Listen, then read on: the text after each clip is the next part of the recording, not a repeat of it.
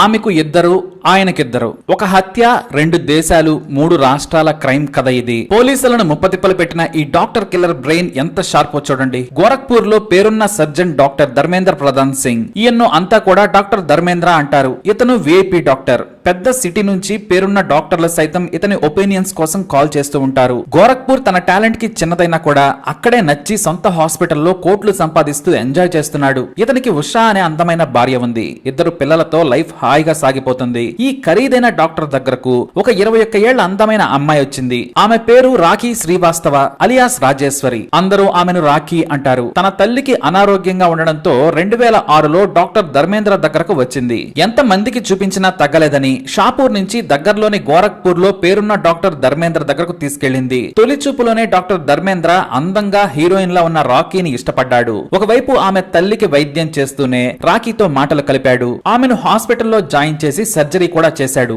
ప్రత్యేకంగా రాఖీని గదికి పిలిచి ఆమె తల్లి ఆరోగ్యం గురించి చెప్పేవాడు. ఆ తర్వాత తనకంటే 15 ఏళ్ల పెద్దవాడైనా సరే డాక్టర్, అది కూడా పేరున్న డాక్టర్ తనను ఇష్టపడుతున్నాడని తెలిసి రాఖీ మురిసిపోయింది. డాక్టర్ ఫోన్ నంబర్ ఇవ్వగానే ఏదో వంకతో ఫోన్ చేసేది. అలా అవసరం ఉన్నా లేకున్నా ఫోన్ చేసి మాట్లాడేది. 4 రోజుల్లో డిశ్చార్జ్ కావాల్సిన రాఖీ తల్లిని 10 రోజుల పాటు హాస్పిటల్లోనే ఉంచాడు. రాఖీ ఫోన్ లో మాట్లాడే విధానం చూసి ఆమెను ఒక ఖరీదైన హోటల్ కు డిన్నర్ కు పిలిచాడు. ఆమె కూడా మరింత అందంగా తయారై వెళ్ళింది. డిన్నర్ తర్వాత ఆ రాత్రి అదే హోటల్లో శారీరకంగా కలిశారు. రాఖీతో పేకల్లోతు ప్రేమలో మునిగిపోయాడు ఈ డాక్టర్ ధర్మేంద్ర. ఆమెతో యువకుడిలా తిరిగాడు. సినిమాలు, షికార్లు, విదేశాలకు కూడా ఆమెను తీసుకెళ్లి ఎంజాయ్ చేశాడు. ఫారెన్ లో మెడికల్ సర్జన్స్ కాన్ఫరెన్స్ ఉందని భార్యకు అబద్ధం చెప్పి రాఖీని తీసుకుని వెళ్లేవాడు. ఫారెన్ లొకేషన్ లో రాఖీతో జీవితాన్ని తెగ ఎంజాయ్ చేశాడు. ఆమెతో అతనికి జీవితం ఆకాశంలో తేలినట్లు ఉండేది.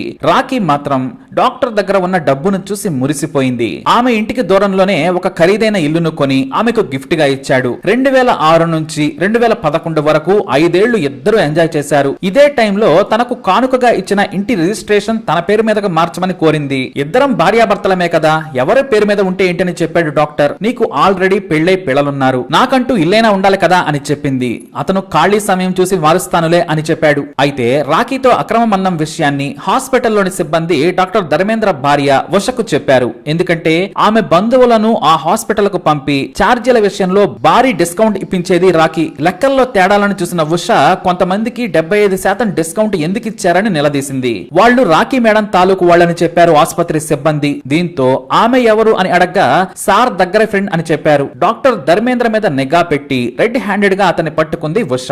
ఆమె కోసం భారీగా డబ్బులు ట్రాన్స్ఫర్ జరిగినట్లు గుర్తించింది. ఫోన్ కాల్స్ నుంచి చాటింగ్ వరకు గమనించింది. ఇక్కడే డాక్టర్ మరో తప్పు చేశాడు. తన ఇంట్లోనే షాపూర్ లో రాఖీకి కొనిపెట్టిన ఇంటి పత్రాలను దాచాడు. ఆ ఇల్లు గురించి ఉషకు తెలియదు. తన భర్త అక్రమ సంబంధం గురించి తెలియగానే ఫైర్ అయింది. ఆమెతో బంధాన్ని తెంచుకోమని వార్నింగ్ ఇచ్చింది. ఆ తరువాత హాస్పిటల్లో తానే కూర్చొని మొత్తం వ్యవహారాలను చక్కబెట్టింది. ఉదయం తనతో పాటు ఇంటి నుంచి హాస్పిటల్ కు రావడం, అతనితోనే ఇంటికి చేరడం చేసేది. దీంతో డాక్టర్ ధర్మేంద్ర కు విపరీతంగా నంబర్లు మార్చి రాఖీ ఫోన్ చేసేది. దాదాపు 10 రోజులు డాక్టర్ ఆమెతో మాట్లాడలేదు. కనీసం తనను కలవలేదు. నన్ను దూరం పెట్టావా అని చెప్పమని నిలదీసింది. మా ఆవిడకు మన సంబంధం గురించి తెలిసిపోయింది. నేను నిన్ను కలవలేనని చెప్పాడు. కానీ నాకు భయంగా ఉంది. కనీసం ఇంటినైనా తన పేరు మీదకు మార్చమని కోరింది. అలా కొన్నాళ్ల పాటు ఇద్దరి మధ్య దూరం పెరిగింది. అయినా సరే 2011 నుంచి 2017 వరకు డాక్టర్ ఆమెతో రహస్యంగా గడపడానికి ఇష్టపడ్డాడు. రాఖీని 10 ఏళ్ల పాటు కీప్ గా మెయింటైన్ చేశాడు. తనకు చిరాకు కలిగినప్పుడల్లా వేరే ప్రాంతాలకు వెళ్తే ముందే రాఖీని పంపి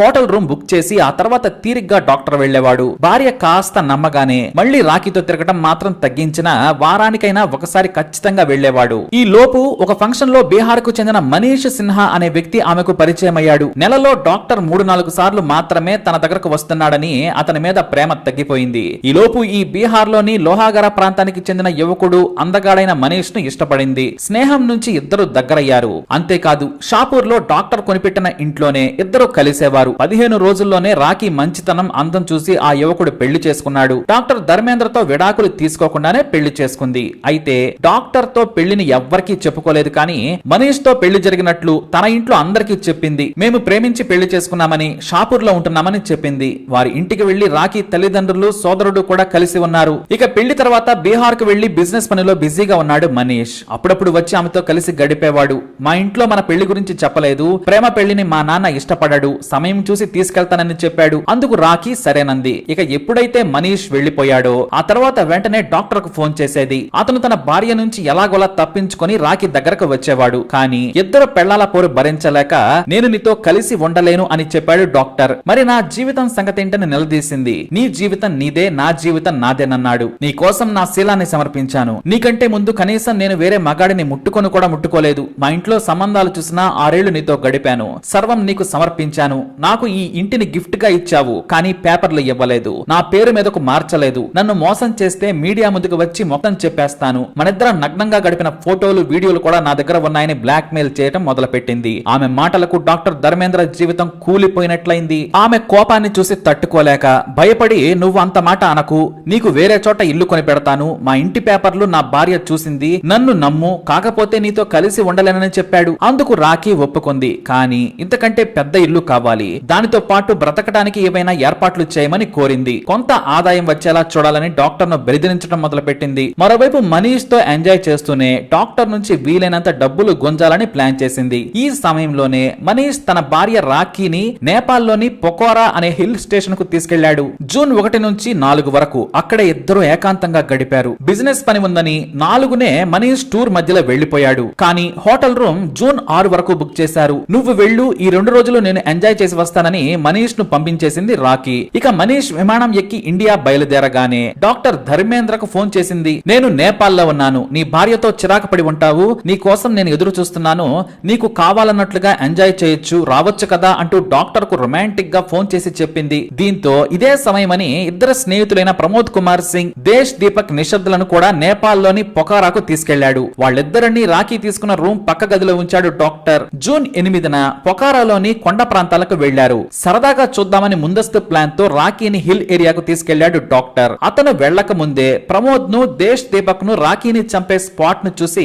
రెడీగా ఉండాలని చెప్పాడు. పొకారాలోని కొండ చివరి వరకు తీసుకెళ్లాడు డాక్టర్. అక్కడే ప్రమోద్, దేశ్ దీపక్ ఉన్నారు. వాళ్ళిద్దరూ కూడా డాక్టర్ తీసుకొచ్చిన మనుషులని రాఖీకి తెలియదు. ఆమె కొండపైన ఎడ్జ్ వరకు లొకేషన్ ను చూస్తూ ఫోన్ లో వీడియో తీస్తూ ఎంజాయ్ చేస్తోంది. ఫోన్ ఇవ్వు, నేను ఫోటోలు తీస్తానని రాఖీని కొండ అంచున నిలబెట్టాడు డాక్టర్. ఫోటోలు తీస్తున్నట్లు నటించి తన మనుషులకు సైగ చేశాడు. ఆమె పక్కనే ఉన్న ప్రమోద్, దేశ్ముఖులు ఇద్దరు కూడా రాఖీని గట్టిగా నెట్టి కొండపై నుంచి లోయలోకి తోసేశారు. ఆ తర్వాత నిమిషం కూడా ఆలస్యం చేయకుండా పని అయిపోయిందని హోటల్ కు వచ్చి ముగ్గురు కూడా సర్దుకొని విమానం ఎక్కి ఇండియాకు చేరుకున్నారు. మరునాడు గౌహతి వెళ్లాడు డాక్టర్. అయితే ఇండియా వచ్చిన తర్వాత తాను పని మీద గౌహతి వచ్చానని రాఖీ ఫేస్బుక్ నుంచి పోస్టులు పెట్టాడు డాక్టర్. ఆమె నేపాల్లో దిగిన ఫోటోలు పెడుతూ మేనేజ్ చేశాడు. ఆమె నిజంగానే అక్కడే ఉందనుకున్నారు రాఖీ పేరెంట్స్. ఆమె సోదరుడు ఆమె ఫోన్ కు కాల్ చేస్తే ఎవరు లిఫ్ట్ చేయడం లేదు. కనీసం 200 సార్లు ఫోన్ చేసినా లిఫ్ట్ చేయలేదు. తాను బిజీగా ఉన్నానని మెసేజ్లు మాత్రమే పెడుతున్నాడు డాక్టర్. దీంతో అనుమానం వచ్చిన రాఖీ సోదరుడు షాపూర్ పోలీసులకు ఫిర్యాదు చేశాడు. తన సోదరి రాఖీని ఆమె భర్త బీహార్ కు చెందిన మనీష్ కిడ్నాప్ చేశాడని కంప్లైంట్ ఇచ్చాడు. దీంతో పోలీసులు బీహార్ వెళ్లి మనీష్ ను అరెస్ట్ చేశారు. అయితే ఆ తర్వాత ఫోన్ సిగ్నల్ ఆధారంగా గౌహతి వెళ్లింది మరో టీం. కానీ భయంతో ఫోన్ ను ఒక మురికి కాలువలో విసిరేసి గోరఖ్పూర్ వచ్చేశాడు డాక్టర్. రాఖీ రెండవ భర్త మనీష్ ను విచారించగా తాను జూన్ 4నే నేపాల్ నుంచి వచ్చేశాను, ఆమె అక్కడే ఉంది, కావాలంటే ఫ్లైట్ టికెట్లు చెక్ చేసుకోమని తన ఫోన్ లో ఉన్న కొన్ని ఫోటోలను, హోటల్ ఆధారాలను చూపించాడు. అంటే ఆమెను మీరే చంపి వచ్చేశారా అంటే నేనెందుకు చంపుతాను, ఆమె నా భార్య అన్నాడు మనీష్. అయితే పోలీసులు రాఖీ కాల్ డేటాను పరిశీలించగా డాక్టర్ ధర్మేంద్రతో ఆమె చనిపోవడానికి 2 రోజుల ముందు నేపాల్ నుంచి కాల్ చేసినట్లు గుర్తించారు. రాఖీ నేపాల్ లో ఉండగా చివరి లొకేషన్ హిల్ ఏరియాలో ఉంది. అదే సమయంలో డాక్టర్ ఫోన్ కూడా అక్కడే పక్కనే ఉన్నట్లు పోలీసులు గుర్తించారు. మనీష్ ఇండియా వచ్చిన తర్వాత రాఖీ, డాక్టర్ మాట్లాడుకున్నారు. అంటే అప్పటికే రాఖీ బ్రతికే ఉందని గ్రహించారు. అంతేకాదు నేపాల్ పోలీసుల సాయంతో కొండ లోయ కింద రాఖీ బాడీని గుర్తించారు. రాఖీ కాల్ డేటా ఆధారంగా డాక్టర్ ధర్మేంద్రను విచారించడంతో నిజం ఒప్పేసుకున్నాడు. తన స్నేహితులు ప్రమోద్, దేశ్ దీపక్ తో కలిసి చంపానని ఒప్పుకున్నాడు. తన అక్రమ సంబంధం తాలూకు ప్రేమ కథను, అక్రమ బంధం విషయాలను చెప్పాడు. అయితే ఈ కథలో ట్విస్ట్ ఏంటంటే పోలీస్ స్టేషన్ లో రాఖీ మొదటి సీక్రెట్ హస్బెండ్ డాక్టర్ ధర్మేంద్ర, రెండవ అఫీషియల్ భర్త మనీష్ లు కలుసుకుని షాక్ అయ్యారు. ఇద్దరు కూడా తమ గోడును ఒకరికి ఒకరు వెళ్లబోసుకున్నారు. అంత కీప్ కామ్ గా మెయింటైన్ చేసింది రాఖీ. ఈ చిక్కుముడులు విప్పిన తర్వాత పోలీసులే అవాక్కయ్యారు. డాక్టర్ ఇద్దరు పెళ్లాలతో ఎంజాయ్ చేస్తే రాఖీ ఇద్దరు మొగుళ్లతో ఎంజాయ్ చేసింది. మరి ఈ క్రైమ్ థ్రిల్లర్ పై మీ అభిప్రాయాన్ని కమెంట్ చేయండి. అలాగే ఇలాంటి ఇన్ఫర్మేషన్ కోసం వీడియోని లైక్ చేయండి, షేర్ చేయండి, మా ఛానల్ ని సబ్స్క్రైబ్ చేసుకోండి.